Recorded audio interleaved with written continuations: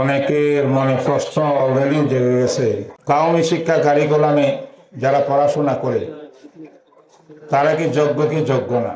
আমাদের কারিকুলাম গুলো দেখবেন, আমরা হাইয়াতুল উলিয়ার ভিতরে শিক্ষা সিলেবাস কমিটি পুরা, আমিও সদস্য, হুজুরও আছেন। বেফাকুল মাদ্রাসা আমরা ঠিক করতেছি, 22,000 মাদ্রাসার সমন্বয় বেফাক। অল বাংলাদেশের দাওরা হাদিসের বোর্ড হইল সর্বোচ্চ বোর্ড হাইয়াতুল উলিয়া। আমাদের শিক্ষা সিলেবাসকে ভালো করে মনে হয় অধ্যয়ন করলে আজকে আমাদের কোন ভাইয়ের কথা একটু ব্যতিক্রম হয়েছে তা হতো না। আমরা প্রাথমিক লেভেলে স্কুলের প্রায় সিলেবাসকে আমরা রেখেছি মাদ্রাসার মধ্যে। ইংলিশ, অঙ্ক, ভূগোল থেকে নিয়ে সব আছে বাধ্যতামূলক। এতটুকু ইংলিশ এমন বর্তমানে চলছে যারা ভালো করে ইংলিশ স্পিক করতে পারে, কথা বলতে পারে। অনেক ভালো ভালো প্রতিষ্ঠান তৈরি হয়েছে। আমরা দাওরা হাদিসের পরে তাকাচ্ছি যে আমি একটা মাদ্রাসা শেখ জাকারিয়া ইসলামিক সেন্টার প্রতিষ্ঠাতা, আমাদের তাকাসুসের মধ্যে ইংলিশ একটা বাধ্যতামূলক একটা বিষয়বস্তু সাবজেক্ট রাখা হয়েছে মুফতিদেরকে। এবং আমাদের এখানে ইসলামিক ফাইন্যান্স, ব্যাংক পরিচালনা, ব্যাংকিং ব্যবস্থা, অর্থনীতি, আমার এখানে না, শুধু বেশ কয়েকটা প্রতিষ্ঠানের ভিতরে বাংলাদেশে এটা চলছে। অর্থাৎ আমি আর এটা লম্বা করতে চাই না, হ্যাঁ, এটা লম্বা করতে চাই না। অর্থাৎ আমরা নিশ্চয়তার সাথে বলতে পারি যে সরকার মহোদয় তাদের নির্বাচনী ইশতেহার অনুযায়ী এবং 2010 সালের শিক্ষানীতি, এইগুলো ওয়াদা অনুযায়ী যদি আমাদের প্রাথমিক বাচ্চাদেরকে, যারা বিসমিল্লাহ হাদিসের মধ্যে আছে, তোমার সন্তান যদি কথা বলা শুরু করে তাকে প্রথমে আব্বু আম্মু না শিখাইয়া আল্লাহ শিখো, সেখান থেকে ইসলামী শিক্ষা শুরু। এই ইসলামী শিক্ষা আমাদের সন্তানের মধ্যে না থাকলে তারা বড় বড় ডিগ্রিধারী হবে, মুসলমান থাকবে না। কিন্তু মুসলমান থাকতে হলে আমাদের প্রাথমিক লেভেলে আমাদের ইসলামীগুলো করতে হবে।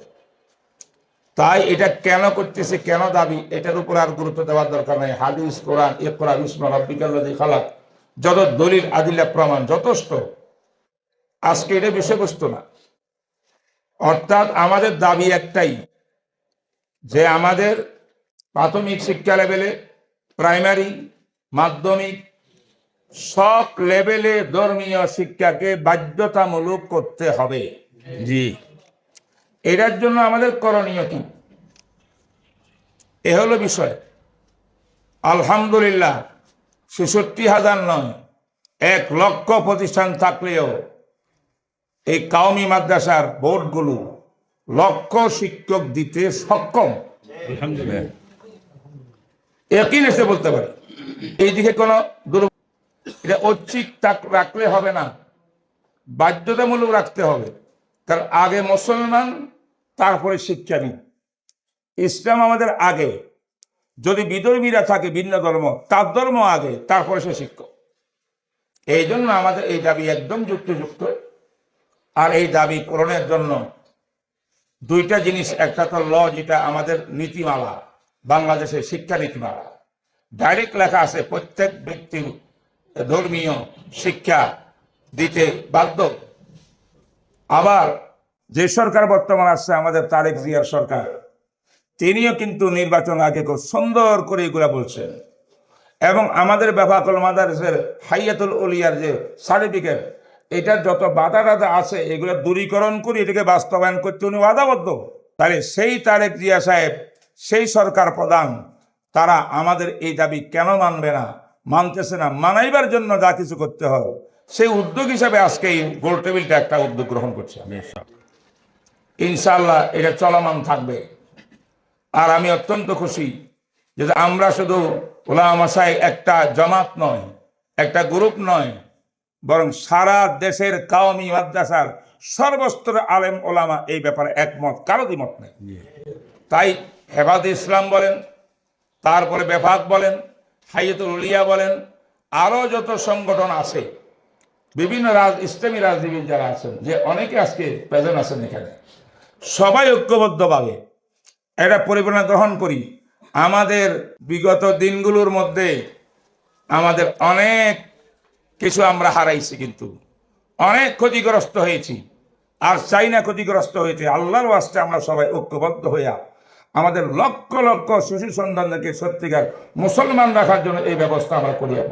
এই জন্য আমাদের এই ওলামা সাহেব সম্মেলনের সামান্য একজন দায়িত্বশীল হিসাবে আমাদের কাছে সিদ্ধান্ত হয়েছে, ছোট একটা সিদ্ধান্ত, ইনশাল্লাহ আমরা জেলায় জেলায় স্মারকলিপি প্রদান করার জন্য একটা উদ্যোগ গ্রহণ করেছি।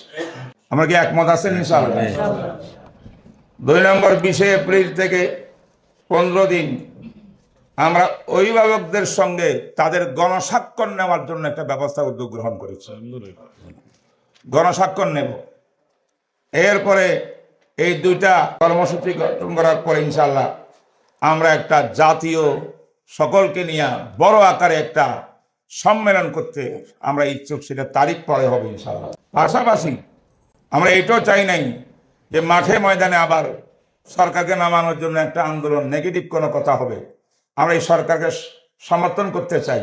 আমার ভাই বলছেন যে সে সুযোগ আমাকে দেওয়া হোক, আপনি ভালো নিয়ত দিয়ে আসেন, আমরা ভালো কাজ উপহার দেব, মেরে জলে দেশ গড়ব, ইসলাম কায়েম করবে দুনিয়াতে, এবং ইসলামী শিক্ষা কারিকুলাম বাস্তবায়ন করব। এই জন্য সরকার প্রধানের সঙ্গে আমাদের গোল বৈঠকের একটা ব্যবস্থা ইনশাল্লাহ পরবর্তীতে করা হবে। আপাতত এই 4টা কর্মসূচি দিয়ে আজকে সম্মেলন কর্মসূচি শেষ